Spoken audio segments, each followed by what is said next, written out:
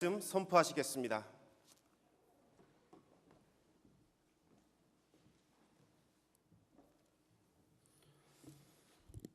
할렐루야. 귀한 찬양으로 우리 하나님 영광 홀로 받으신 줄 믿습니다. 지난 한 주간도 주께서 인도하셔서 감사하며 5월의 기쁨과 풍성함을 주신 하나님께 찬양합니다. 오늘 하나님의 부름받아 예배한 여러분, 예배를 통하여 주시는 은혜와 복이 여러분의 마음속에 임하는 복된 시간 되시고 하나님의 현존 앞에서 영과 진리로 예배하는 귀한 시간 되시기 바랍니다. 사람은 누구나 자신이 원하든 원하지 않든 간에 정해진 테두리 안에서 삽니다. 이 테두리는 인생의 울타리 또는 굴레라고도 할 수가 있습니다. 울타리라고 하면 좋은 개념을 가지고 있고 굴레라고 하면 부정적 개념을 가지고 있는데 인생의 테두리는 긍정적인 것과 부정적인 두 면을 가지고 있습니다. 긍정적인 면으로 본다면 인간의 삶에서 이 테두리 굴레는 인생의 행복과 성공적인 삶을 위하여 반드시 있어야 할 조건이라 하겠습니다. 이 경우에 사람들은 이 울타리 안에서 안정과 삶의 성취를 이루어가는 것입니다. 그래서 이런 경우를 보면 울타리 안에서 안정과 쉼을 누리는 양들과 둥우리 안에서 잘 자라는 새들을 생각하게 되는 것입니다. 이런 의미에서 이것을 울타리다 이렇게 볼 수 있고, 부정적인 면에서 굴레라는 개념으로 본다면 이 인생의 테두리가 고통과 고뇌를 주는 장벽이 될 수 있습니다. 이 경우에 사람들은 이 굴레 안에 감금되어 자신의 존재성을 제한받게 됩니다. 그래서 이것은 닭장이나 쇠장 또는 더 나쁘게 말한다면 창살 없는 감옥이다, 그렇게 말할 수가 있습니다. 삶의 테두리는 좋은 점으로는 굴레가, 나쁜 점으로는 굴레가 되고 좋은 점으로는 울타리가 되어 보호하는 그런 개념이 있는데, 이러한 테두리를 우리는 가정과 가족이라고 이해할 수가 있습니다. 가정과 가족은 인간의 삶에 벗어날 수 없는 테두리인데, 긍정적으로는 가정과 가족이 울타리같이 평안과 안전을 주고 도움을 주지만 부정적으로 보면 굴레가 되어 창살 없는 감옥같이 될 수가 있는 것입니다. 새들이 둥우리 안에서 잘 자라고 인생의 행복의 울타리 안에서 삶의 보금자리를 꾸미고 있다고 할 때 이것은 좋은 개념을 가지고 있는 것이고, 반대로 우리 인생에서 가정과 가족은 보이지 않는 창살하는 감옥이 되어 삶을 억압할 수 있다, 그렇게도 볼 수 있겠습니다.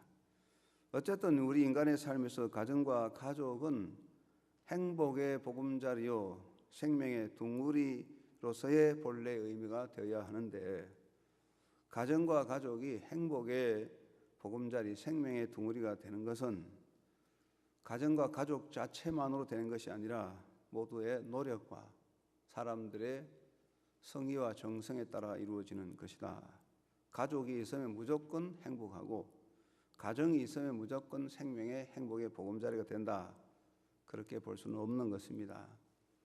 우리가 가정과 가정 속에 가족을 이룰 때 어떤 자세로 사느냐에 따라 달라지는 것입니다.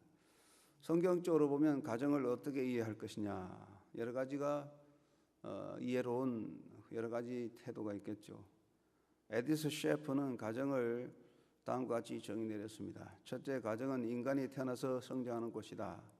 둘째, 가정은 가족들의 피난처요 보금자리다. 셋째, 가정은 사람들에게 필요한 돈을 벌고 쓰는 것이다. 넷째, 가정은 문화를 창조하는 중심지다. 다섯째, 가정은 인간 생활의 가장 귀중한 것들을 많이 기억하게 하는 기억의 박물관이다. 여섯째, 가정은 영원한 인간관계가 형성되고 출발하는 곳이다. 일곱째, 가정은 신앙의 출발지이며 완성지다, 이렇게 말했습니다. 에디스 셰프가 말하는 7가지 가정의 개념 속에 가정의 중요한 의미가 다 담겨 있는데, 저는 여기서 가정을 3가지로 이해해 보겠는데, 첫째, 가정은 하나님께서 친히 만들어주신 제도라고 하는 것입니다. 하나님이 사람을 지으시고 홀로 사는 존재가 되는 것을 원치 않고 더불어 사는 존재가 되고자 부부관계를 맺어 가정을 이루어 주었습니다. 사람이 독취하는 것이 좋지 못하니 내가 그를 위하여 돕는 배필을 지으리라고 말씀을 했습니다. 하나님께서는 인간을 위하여 둘이 합하여 더불어 사는 가정을 이루게 하셨습니다. 그러므로 가정은 하나님께서 인간을 위해 친히 명하신 은총의 삶의 테두리요 은총적 삶의 제안이라 하겠습니다. 테두리와 제한은 되지만 이것이 하나님의 은총이라는 것입니다. 인간은 가정을 이룸으로 자아를 이루어가는 것이고 가정은 나의 삶을 제한시키는 굴레가 아니라 더불어 사는 나눔과 연합의 공동체성을 가지고 있습니다. 두 번째, 가정은 인간의 삶의 바탕이라 하겠습니다. 인간은 삶의 출발이 가정에서 비롯되는 것입니다. 생명이 있는 동물은 번식하여 생존을 지킵니다. 그런데 하나님은 인간의 출생과 양육을 가정이라는 울타리 안에서 이루어지게 명하셨습니다. 사람은 누구나 가정을 통하여 태어나고 가정 안에서 양육받으며 가정의 울타리 안에서 보호를 받는 것입니다. 그러므로 사람과 동물과 구별되는 것입니다.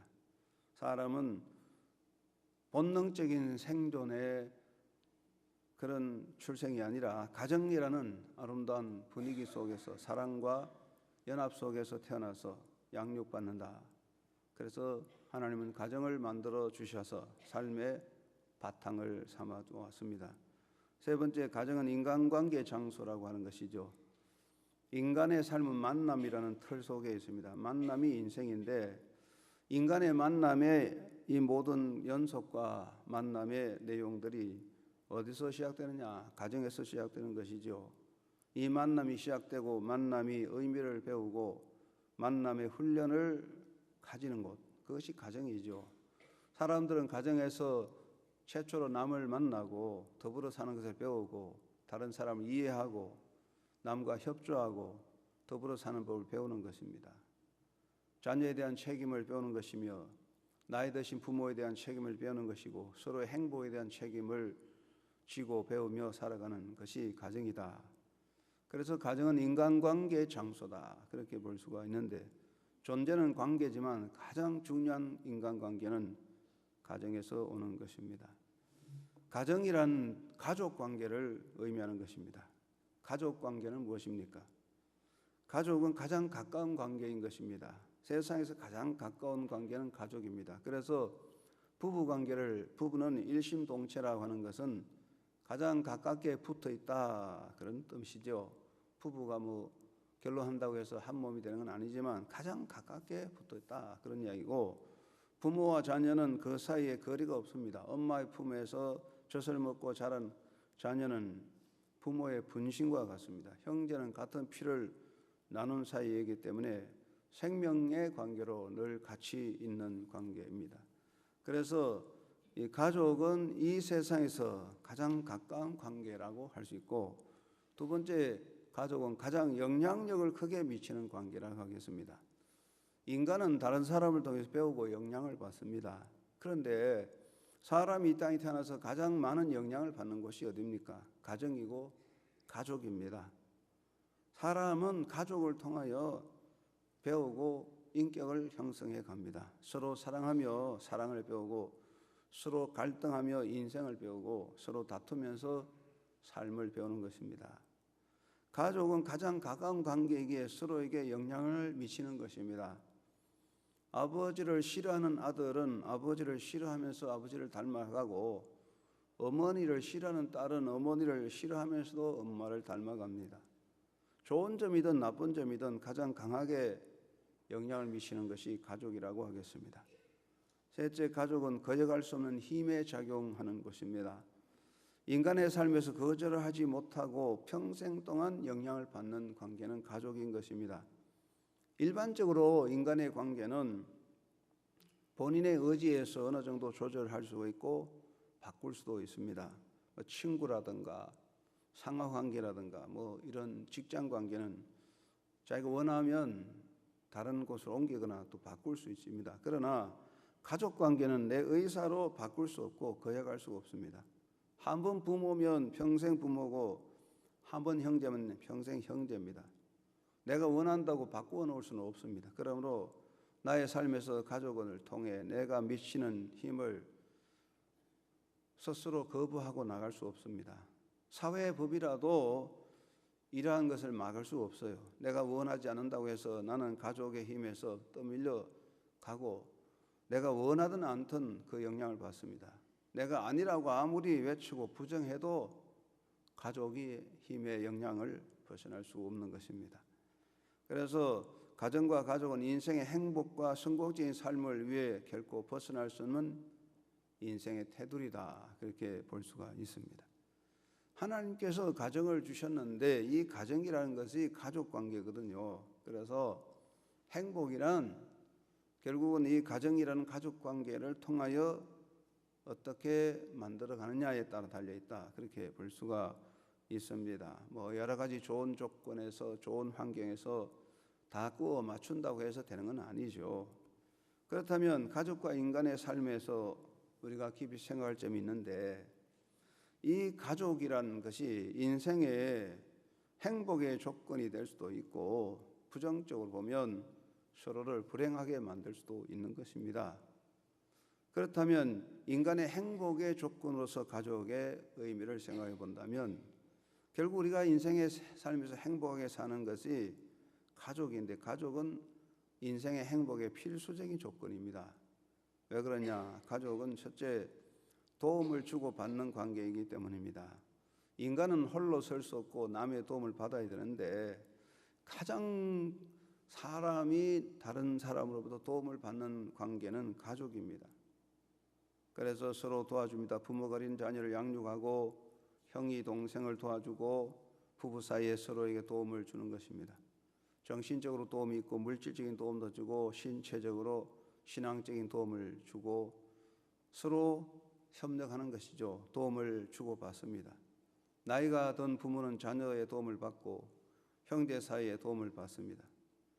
정신적으로 위로와 격려를 받게 되고 신체적으로 섬김과 공개를 받으며 삶의 지혜를 주고받습니다. 그래서 가족은 이게 서로 주고받는 관계로서 행복의 보금자리가 된다.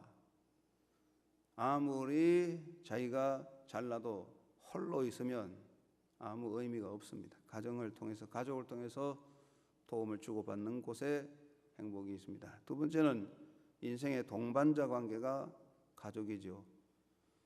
사람은 홀로 설 수 없고 누군가 같이 가야 되는데 가장 중요한 동반자가 가족입니다. 인생에서 가장 중요한 동반자는 가족입니다. 부부관계, 부모와 자녀의 관계, 부부, 형제 사이 이런 가족 관계가 동반자 관계지요.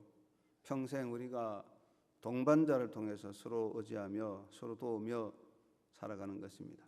또 서로 뒤에서 밀어주기도 하고 이끌어주기도 하고 인생을 함께 가는 것입니다. 이 동반자 관계가 굉장히 중요한 것입니다.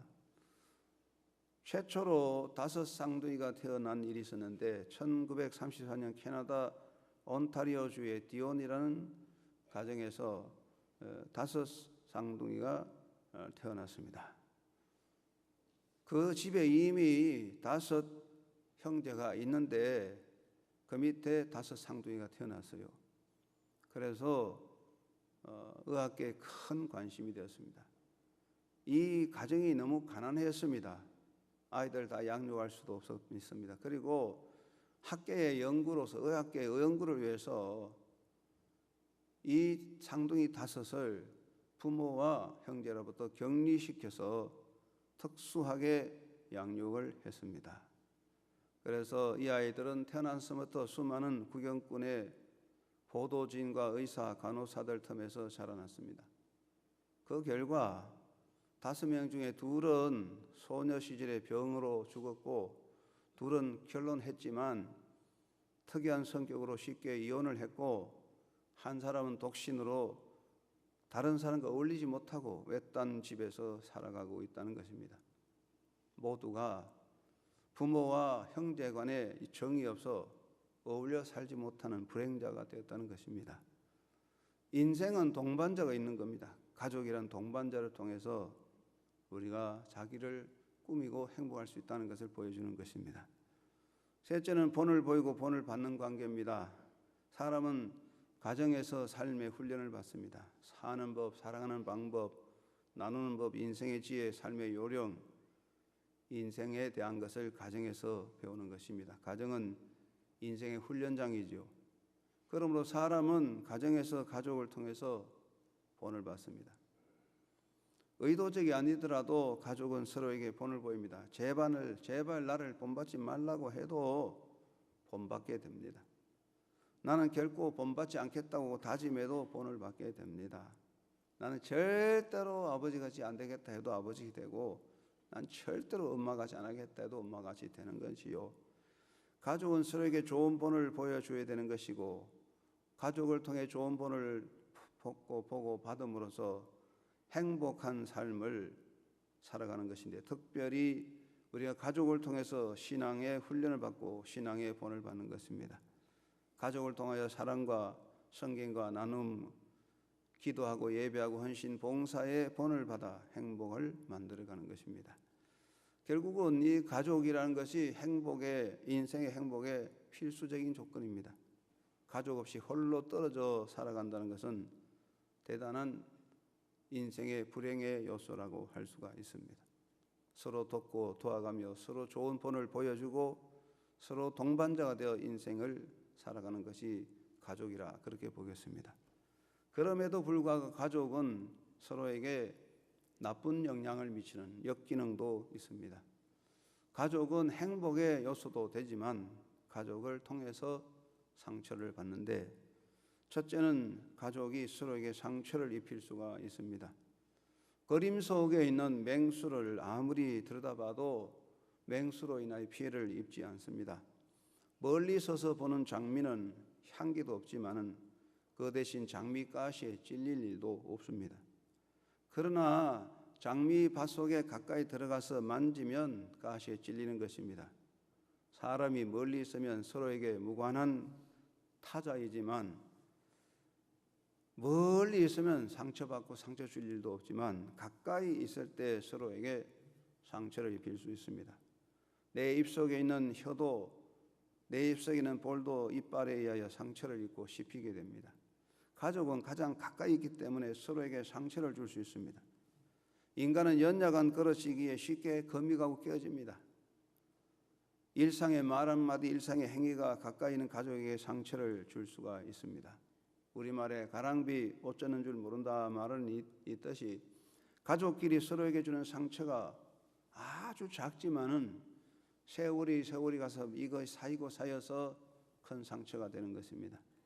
그래서 부부 사이에, 부모 자녀 사이에, 형제 사이에 서로에게 상처를 입히고 상처를 받는 것입니다. 그리고 가족은 서로에게 올무가 될 수가 있습니다. 가족은 동반자로서 서로를 돕는 관계이지만 때로는 이 관계가 서로에게 올무가 될 수 있습니다. 가까운 가족이 나의 발목을 잡을 수 있는 것입니다. 에서는 자기 동생으로부터 장자의 명분을 빼앗겼습니다. 물론 에서와 야곱 사이에 정당한 거래가 이루어졌지만은 그 책임은 에서에게 있다 할지라도 결국 에서와 야곱 사이의 갈등, 결국은 에서의 장자의 명분을 야곱이 뺏어가게 되는 그런 갈등 관계가, 서로에 대한 상처와 침해가 가족 관계에서 생긴 것입니다. 가족이기 때문에 본의 아니게 올무가 될 수가 있습니다. 부모의 사상 때문에 평생 인생의 길을 펴지 못하고 사회생활에 올바로 살아가지 못한 자식들이 있습니다. 부모의 사상의 그 영향 때문에 그렇습니다. 형제의 잘못된 행위 탓으로 사회생활에 제약을 받는 자도 있습니다. 부모의 욕심과 집착, 이기심, 자만심 때문에 자기 길을 가지 못하고 평생 올바로 살지 못한 자식들도 있습니다. 자식의 과오로 인하여 자신의 삶이 고통에 빠지는 부모가 있습니다. 많은 부모들이 자식들의 실수와 실패로 재산 다 날리고 불행하게 사는 부모도 있습니다. 가족은 서로에게 올무가 되어서 발목을 잡고 삶을 무너뜨리게 될 수가 있습니다.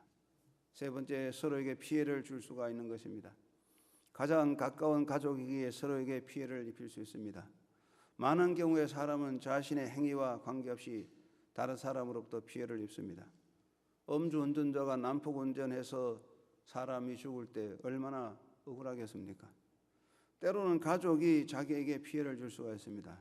어린 시절에 부모의 편애, 무관심, 학대로부터 일생 동안 정신적 불안과 피해의식에 사로잡혀 사는 사람도 있습니다.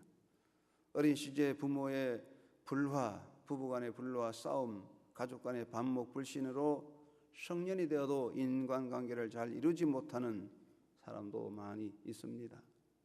어린 시절의 가정의 불행과 분열은 그의 일생에 평생 씻을 수 없는 상처가 되는 것입니다.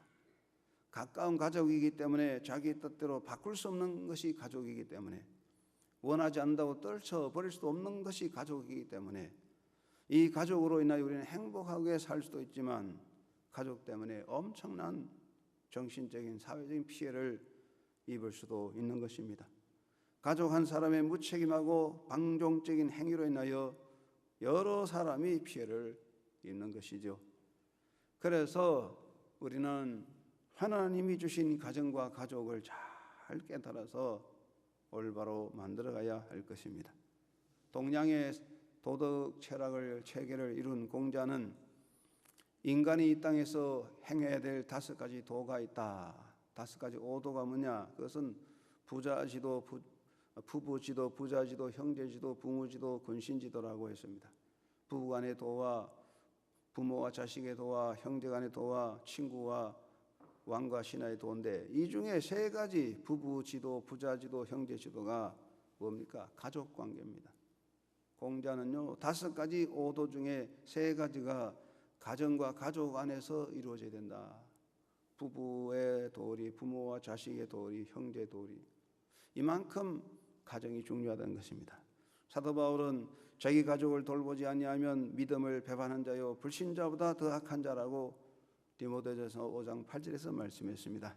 사도 요한은 하나님을 사랑하는 자는 또한 그 형제를 사랑할 것이라고 요한일서 4장 21절에서 말씀했습니다.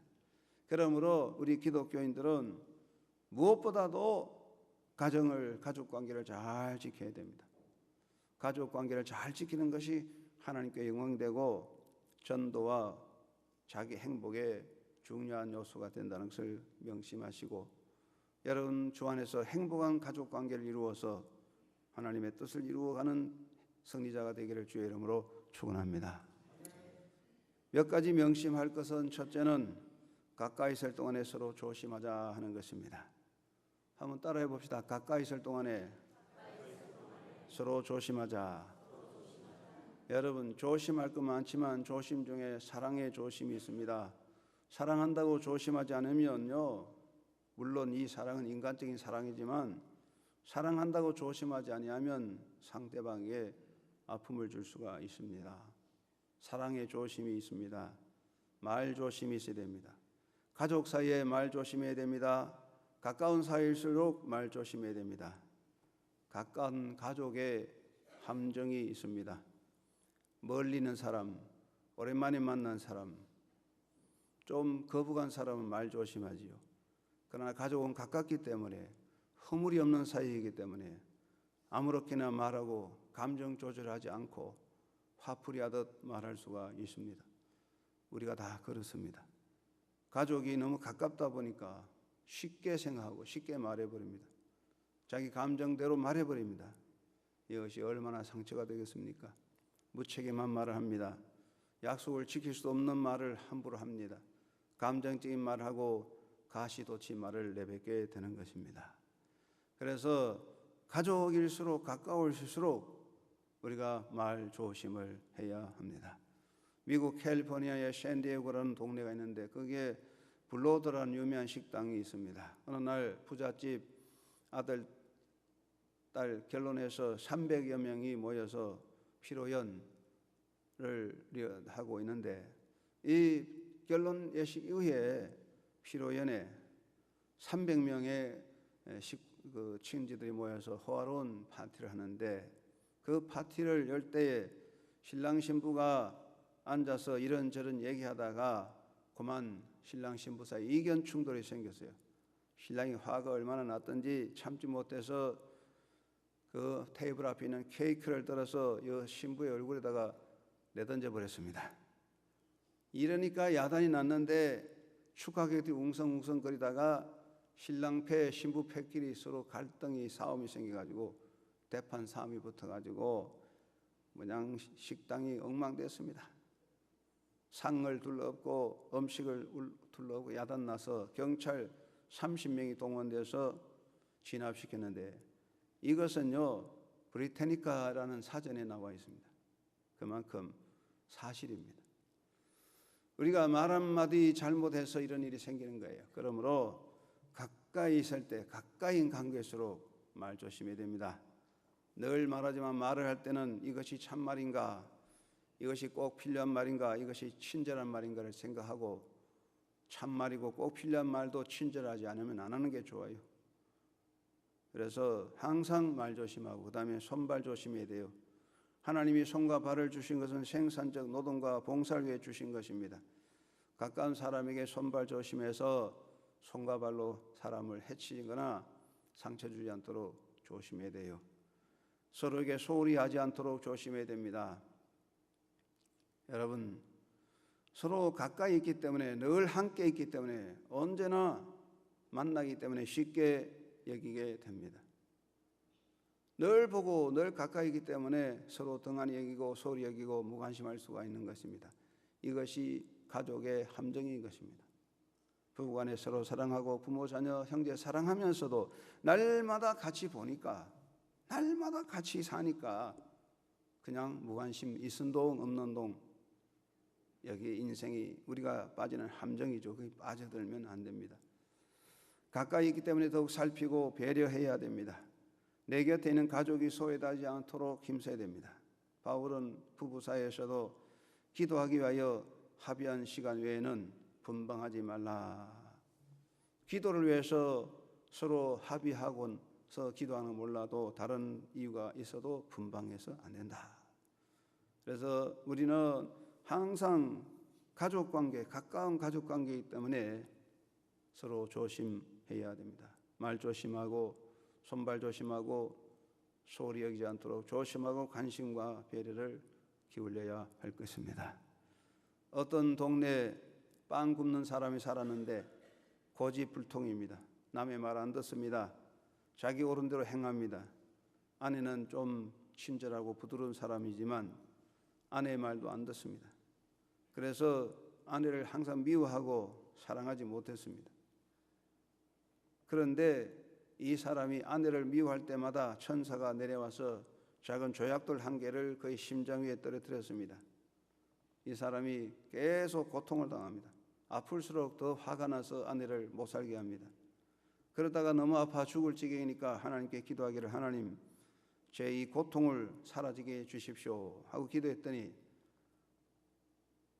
그 마음속에 야 아내를 사랑하면 아픔이 사라질 것이다. 그런 음성이 들렸습니다. 그날부터 아내를 사랑하기로 마음먹고 아내에 대한 못된 마음을 버리고 분노를 버릴 때 그 가슴에 고통이 하나씩 사라졌답니다. 그래서 행복한 사람이 되었다는 이야기가 있습니다. 여러분, 가까이 있을 때 조심해야 됩니다. 여러분 모두가 가족은 너무너무 가까이 있습니다. 날마다 붙어 있습니다. 그러다 보니 상처가 되고 가시가 될 수가 있습니다. 가까이서 조심해서 아름다운 관계를 이루어가는 행복의 삶이 되기를 주의 이름으로 축원합니다. 두 번째는 지켜야 할 것을 지켜나가야 합니다. 한번 따라합시다. 지켜야 할 것을 지켜나가자. 뭐 지켜야 할 것 지키는 게 당연하지 뭘 말하겠느냐. 그렇지만 우리가요 지켜야 할 것 안 지키고 있습니다. 피할 것을 피하도록 힘써야 됩니다. 우리가 부부간에 가족간에서 피할 것은 피해야 됩니다. 서로 허물을 덜쳐내는 거 절대로 해서 안 됩니다. 인간은 약점과 실수와 허물이 있습니다. 그런데 그것을 꼬집어내면은 절대로 안 됩니다. 부부들이 싸움하면 부부 싸움하면 이럽니다. 당신 집안 꼴보니 당신 별 수 있겠어? 뭐 이따위 소리 합니다. 이런 못된 소리는요 절대로 해서 안 됩니다. 당신 집안 꼴보니 당신 부모 보니 뭐 어쩌고 저쩌고 상대방의 집안을 덜쳐서 상대를 비하시키는 행위는 정말로 비굴한 것입니다. 나쁜 것입니다. 이런 것은 사유면 이혼 사유도 될 겁니다. 책임 전가 행위해서 안 됩니다. 당신 책임이야. 누구 책임이야? 누구 책임입니까? 우리 모두 책임이지. 부부싸움 하면 당신 책임이요. 우리 딸 공부 못하는 거 당신 책임이요. 어쩌고 저쩌고. 이거 정말 못된 거예요. 부부간에 무슨 책임이 누구에게 있습니까? 다 같은 책임이잖아요. 그래서 싸움만 하면 당신 책임이라고 뭘 했냐고. 이거요 나쁜 일입니다. 가인은 아벨을 쳐 죽이고 나서 하나님께 대하여 나는 책임이 없다고 했습니다. 책임을 전가하는 것은 못된 본성이기 때문에 가족 간에 피할 거 뭐냐? 서로 허물을 떨쳐내고 상대를 비하시키고 책임 전가하는 거 피하는 삶이 되어야 합니다. 명심하시기 바랍니다. 젊은 사람 꼭 기억하세요. 아무리 화가 나고 기분 나빠도 상대의 약점을 덜쳐 공격하지 말고 상대의 나쁜 점을 꼬집어내지 마세요. 책임 전가하지 마시고 함께 가는 길을 가야 합니다. 그리고 행할 것을 힘써야 되는 것입니다. 지키는 거 정말 쉬운 거 아닙니다. 가족 관계에 너무 가깝다 보니까 행할 걸 잘 못합니다. 너무 같이 있다 보니 소홀히 합니다. 좋은 일을 기념하고 칭찬을 많이 하십시오. 그리고 기념된 일을 꼭 챙기세요. 생일 챙기고 결혼 기념일 꼭 챙기시기 바랍니다. 제가 한인교회 와서 결혼 기념일 카드를 꼭 보내주니까 교인들이 그런 이야기합니다. 목사님, 제가 30년 아니 40년 만에 처음으로 결혼 기념일 카드 받았습니다. 자랑스러운 일이겠습니까? 정말 한심한 일이 아니겠습니까? 그게 누구 하나 보고 하는 사람, 자기 남편 들으라고 하는 소리예요. 우리가 반성해야 됩니다. 결혼 기념일을 꼭 챙기고 생일도 챙겨야 됩니다. 그리고 이해를 해야 됩니다. 우리가 부부간에 가족간에 잘못하면 그럴 수 있겠지. 이게 좀 중요합니다 하면 그럴 수 있지. 이 말을 해야지. 왜 그러냐고. 그러지 마세요. 그럴 수 있겠다. 그렇게 너그럽게 이해하고 좋은 말 많이 나누게 되기를 바랍니다. 당신 왜 그래 하지 말고 그럴 수 있다 생각하고 좋은 말 하세요. 제가 늘 말했지만 미고사축, 미안해요, 고마워요, 사랑해요, 축복해요. 이 말 잘하면 행복할 수 있습니다. 한번 따라 봅시다. 미안해요, 고마워요, 사랑해요, 축복해요. 그러면 누가 뭐라 하겠습니까? 미국 네브라스카 주립대학의 스티니에트 교수 현대 미국 가정을 분석해서 건강한 가정을 연구하고 6가지 공통점 말했는데, 첫째는 서로 간에 감사하는 가족이다. 둘째는 서로를 위해서 봉사하는 희생과 헌신의 가족이다. 셋째는 서로 교제하는 사랑의 가정이다. 그리고 함께하는 시간이 많다. 함께 나누는 시간이 많다. 그리고 낙관적이고 정신적인 건강을 가졌더라. 그리고 어려움을 극복하는 의지가 있더라. 이거 당연하죠. 서로 감사하고 서로에게 헌신하고 교제하고 함께하고 정신적으로 건강하고 극복의 능력을 가지면 행복할 수 있지 않습니까? 우리가 지켜야 할 것을 안 지켜서 문제입니다. 이거 우리 지켜야 할 것 지키기 바랍니다. 가까이 있다고 소홀히 하지 말고 지킬 것 지켜서 피할 걸 피하고 행할 걸 행하고 사랑으로 아름다운 관계를 이루어가는 멋진 행복이 여러분 가정 속에 계속되기를 주의 이름으로 축원합니다. 세 번째는 공동의 행복을 위해 노력하자. 한번 따라합시다. 공동의 행복을 위해 노력하자. 여러분, 행복은 공동적인 것입니다. 갈라디아 6장 2절에 사도 바울이 너의 짐을 서로 지라 그리하여 그리스도의 법을 성취하라 했습니다. 짐을 서로 지는 것입니다. 부부관계, 형제관계의 책임을 나누고 짐을 나누는 관계입니다. 책임을 떠맡기고 짐을 떠넘기면 원수가 될 수밖에 없습니다. 많은 사람은 부부간의 원수가 되었습니다. 많은 사람은 형제간의 원수가 되었습니다. 이거 정말 우리의 불행인 것입니다. 다 같이 밭을 일구고 잡초를 제거하고 씨를 뿌리고 나무를 심어 화원을 만들어야 되는 것입니다. 우리 모두 함께 나눌 수 있어야 됩니다. 부부간의 불화한 문제로 다투다가 친정 어머니에게 쪼르르 달려가서 어머니에게 하소연했더니 엄마가 지난날의 잘못을 자백하고 수고를 분담하라 그랬답니다. 딸이 집에 들어와서 기다리다가 직장에서 남편이 돌아오니까 하는 말이, 여보, 나 과거에 잘못한 거 마음 아프게 생각해요. 이제부터는 수고를 분담해서 나누어 가십시다. 아기 상반신은 내가 씻을 테니 하반신은 당신이 씻으세요. 아니, 이렇게 살아가서 되겠습니까? 우리가 서로 심어야 행복합니다. 심는 수고를 내가 하고 거두는 영광은 당신에게 드리는 마음을 가져야 됩니다. 제가 늘 하는 말입니다. 한번 따라합시다. 심는 수고는 내가 할 테니 거두는 영광은 당신이 가지시오. 한번 말해보세요, 집에 가서. 그래서 행복은 공동체성인 겁니다. 그리고 가족이라도 개성적 존재임을 명심하시기 바랍니다. 아무리 부부라도, 아무리 가족이라도, 아들이라도 개성입니다. 부부 일심동체라고 해서 내게 아닙니다. 착각하지 마세요. 자식은 내게 아닙니다. 인격이 따로 있습니다. 때로는 한 발짝 물러나야 되는 것입니다. 가족이라고 해도 남의 인생에 같이 개입하면 서로 상처받습니다. 내 자식이지만 때로 한 발짝 물러나야 됩니다. 내 남편이지만 한 발짝 물러나야 됩니다. 시시콜콜 하나하나 다 개입하려고 하면 안 됩니다. 한 발짝 물러나십시오. 칼릴 지브라는 이렇게 썼습니다. 서로 사랑하라. 그러나 사랑을 속박하지는 말라. 사랑을 당신 내 두 영혼의 해변 사이에 움직이는 바다가 되게 하라. 그리고 함께 서 있지만 너무 가까이 있지는 마라. 왜냐고? 성전의 기둥 둘은 서로 떨어져 있어 있고 참나무와 삼나무는 서로의 그늘 아래서는 자라지 못하니까 그랬습니다.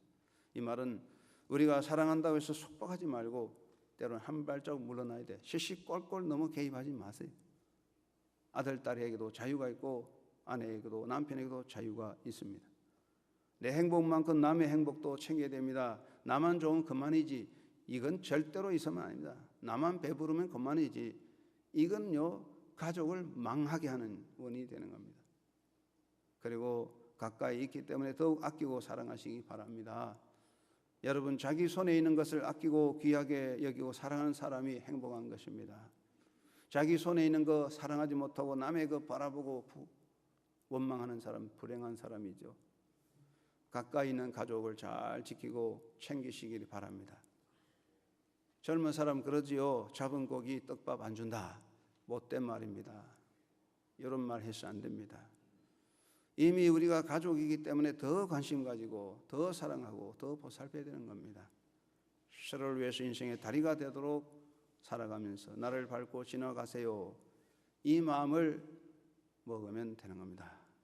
집안에 있는 카페트 먼지 떨리게 같이 나를 밟고 지나가세요.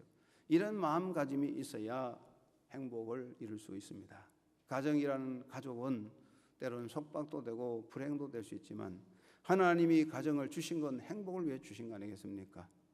여러분 모두가 아름다운 가정을 통해서 행복을 이루는 부부가 되기를 주의 이름으로 축원합니다.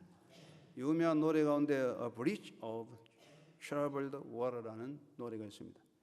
이 노래 참 좋은 노래죠. 요즘은 많이 안 부르는 것이에요.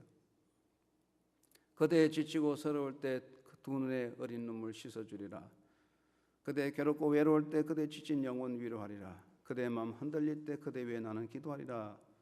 시험이 와도 물리치리라. 사랑의 그대 외 험한 세상에 달이 되어 그대 지키리. 이 노래 참 좋아요. 멋있는 노래입니다. 부부간에 자주 불러야 됩니다. 사랑의 그대 위해 험한 세상에 달이 되어 그대 지키리. 어두운 세상에 달이 되어 그대 비추리. 행복한 삶이 되시기를 주의 이름으로 축원합니다. 하나님 아버지 감사합니다. 가족을 주셨습니다. 가정이 있습니다. 행복도 있지만 갈등도 있습니다. 우리 부족한 자들, 허물 많은 사람들이 모여 부딪힙니다. 성령께서 바로잡아 행복한 부부 되어 사랑의 열매를 맺고 아름다운 뜻을 이루도록 은혜와 복을 다하여 주옵소서. 예수님의 이름으로 기도드리옵나이다. 아멘.